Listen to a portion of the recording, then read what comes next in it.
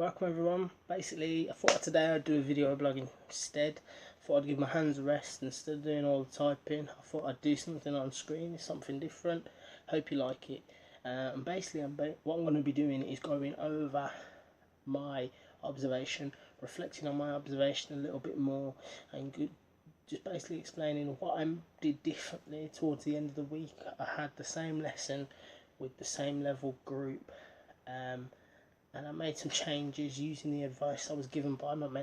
So this is the model that I'd used.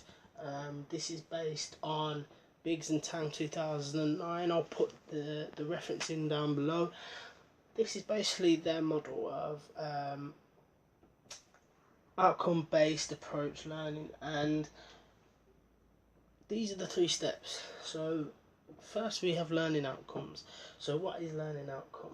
This is basically, what do you want the students to learn? What do you want them to know?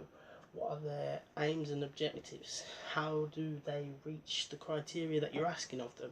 So if that means grading criteria, for example, how are they going to meet merit grade criteria? What processes do they have to do, or do they have to get through to get a merit? This is what learning outcome is all about, and this is how important, or how significant should I say, learning outcomes is in all lessons, all lesson plans. The second part was teacher learning and activities.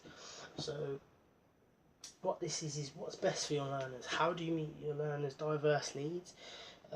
Like I say, the observation lesson that I had and the lesson that I had at the end of that week on Friday is the exact same lesson, exact same age, exact same level, exact same teachers, but both classes vary. They vary in their learning needs, and this is what I have to determine by my own judgment from when I work with them, and it's trial and error, I would say.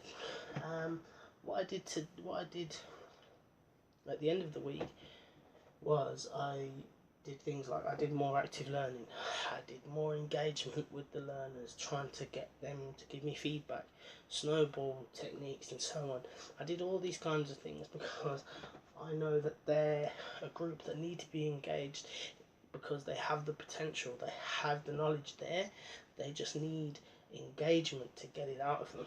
So that is an important part of your lesson plans as well. What do you plan, how do you plan to deliver that lesson for their diverse needs? The last part was assessment. Now, I couldn't stress enough how important this is. This is something I missed quite a lot in my observation, and this is something that is very, very important, particularly in further education. So this is basically, how do I challenge my learners' understanding?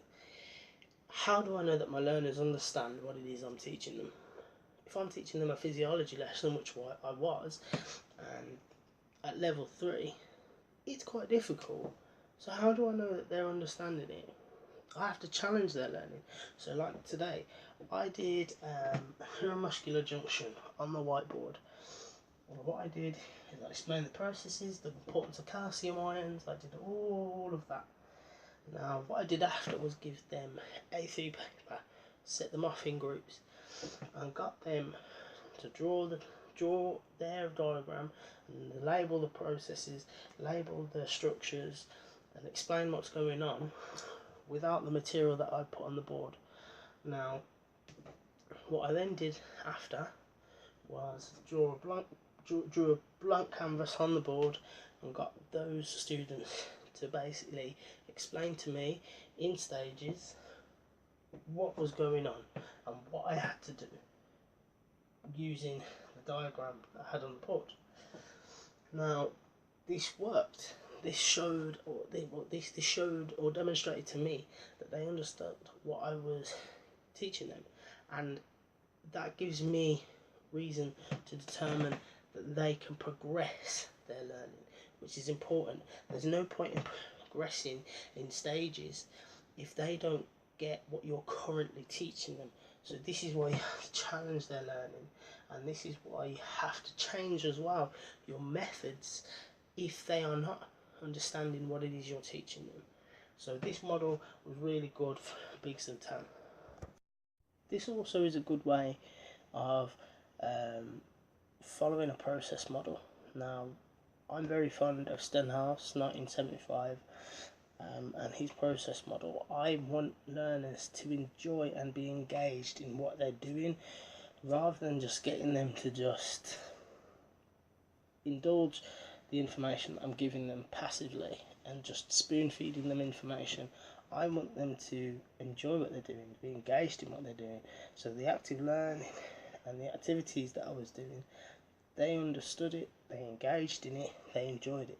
And that was the best part for me as a teacher. And I can honestly say that it was the best lesson that I had. So with that being said, I hope this information was useful to anyone, and thanks for watching.